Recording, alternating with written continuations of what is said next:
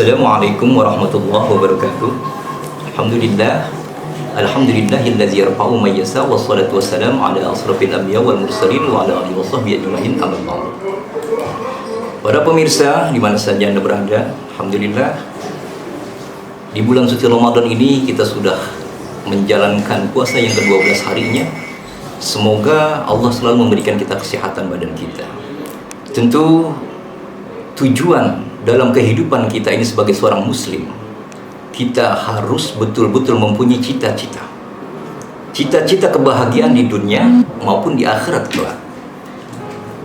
Kebahagiaan di dunia ini harus mempunyai pendidikan atau ilmu. Kita harus mempunyai pendidikan yang tinggi. Yang kedua, kita harus mempunyai pengalaman. Dan yang ketiga adalah faktor nasib kita atau keturunan kita. Jadi yang ketiga inilah yang bisa menjadikan kita sukses di dunia. Ilmu kita harus tinggi. Wahai pemuda-pemuda, kita sebagai pemuda, penerus generasi bangsa, kita harus betul-betul sekolah yang tinggi. Tapi jangan lupa, kita harus mempunyai ilmu agama, iman. Karena tanpanya nanti kalau begitu kita menjadi pejabat, kita akan menjadi pejabat yang beriman. Menjadi seorang pemimpin, bahkan menjadi seorang presiden yang beriman. Kalau sudah beriman dalam hati kita, karena iman itu adanya dalam hati kita. Al-iman ma'rifatu bil qalbi. Iman harus kita yakinkan dalam hati kita. Kalau iman sudah kita yakinkan dalam hati kita, insya Allah dunia itu akan ngikutin. Artinya kita harus mengimbangi antara ilmu dunia dengan ilmu akhirat. Karena kehidupan dunia ini tidak akan selamanya. Setelah kita hidup di dunia ini dan kita mati di alam kubur ini, apa yang kita bawa?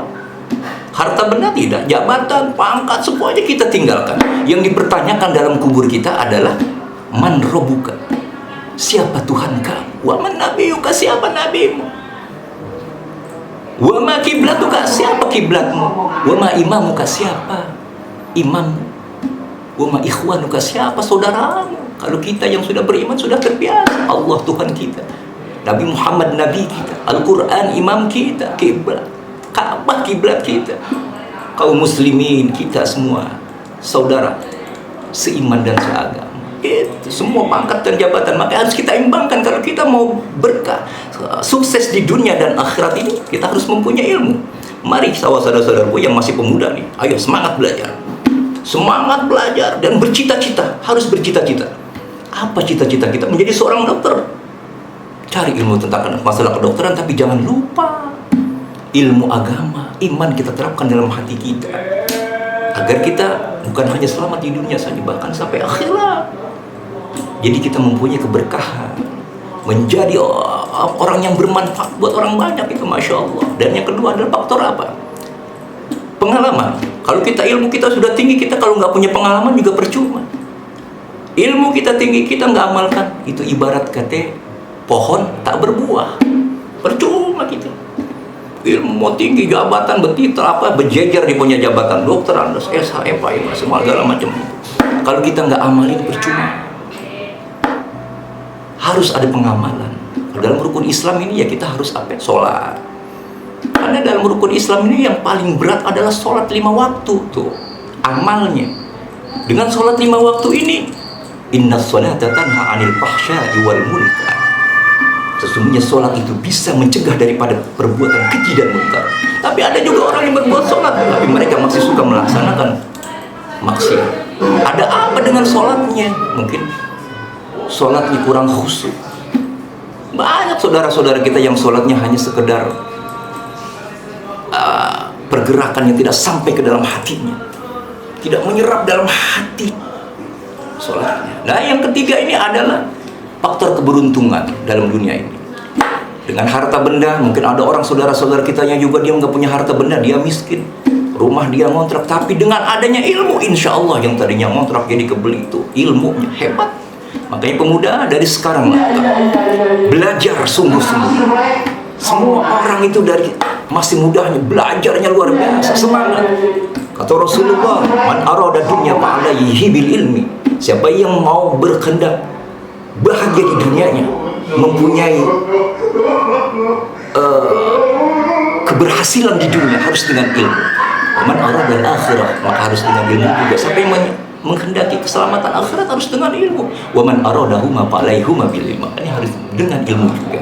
Maka dari itu mudah-mudahan ilmu yang ada pada diri kita itu bermanfaat fid dunya wal akhirah. Itu yang mantap. Jadi keselamatan kita di dunia dan keselamatan di akhirat. Kita berdoa dan mohon kepada Allah, dan niat kita dalam mencari ilmu tentu kita harus menjadi orang yang manfaat di dunia dan akhirat. Seperti itu. Mari saudara-saudaraku, karena Allah dalam Al-Quran, yarfa'illahu allazina amanu minkum wallazina utul ilma darajat, akan diangkat.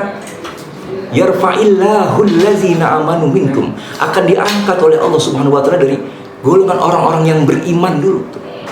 Allah akan mengangkat derajat dari kalian yang beriman, baru yang berilmu. Allah yang akan angkat.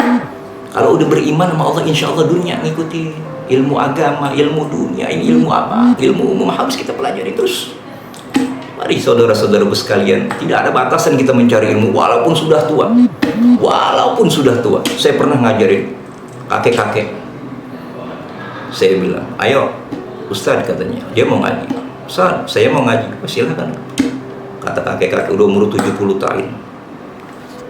Dia membaca bismillah aja udah susah gitu.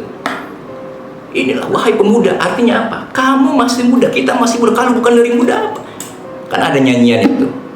Belajar di waktu kecil bagai mengukir di atas batu. Belajar sesudah dewasa bagaikan mengukir di atas air. Teret, tereret, tereret, teret. Wah, itu lagu itu.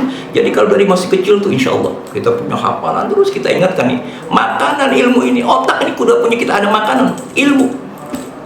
Makanan otak adalah ilmu, makanan iman, makanan hati kita adalah iman.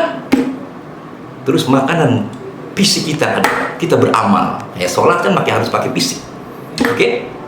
Dari itu dari saya, mudah-mudahan ada manfaatnya. Kalau memang itu ada yang manfaat, mudah-mudahan manfaat itu dari Allah Subhanahu wa taala. Kalau ada kesalahannya wajar lah.